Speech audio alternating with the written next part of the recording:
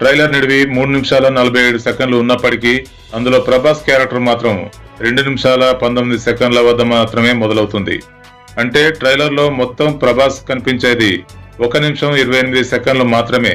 Director Prashanth Neel చేసిన ఈ పనికి ప్రభాస్ ఫ్యాన్స్ కొంత నిరుత్సాహానికి లోనైనట్టు సమాచారం. అయితే సలార్ మూవీ రిలీజ్ ట్రైలర్ కొద్ది గంటల్లో రిలీజ్ కానున్న నేపథ్యంలో ప్రశాంత్ నీల్ ఫస్ట్ ట్రైలర్ కు రిలీజ్ ట్రైలర్ కు మధ్య వ్యత్యాసాన్ని చూపిస్తాడా?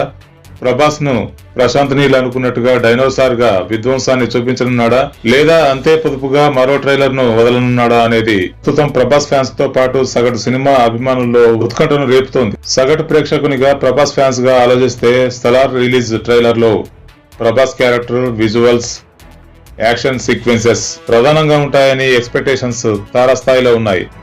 మరి రిలీజ్ ట్రైలర్ లో ప్రశాంత్ నీల్ ప్రభాస్ ను ఎలా చూపించనున్నాడు అనేది, అసలు సినిమాలో ప్రభాస్ ను డైనోసార్ రేంజ్ లో ఎంత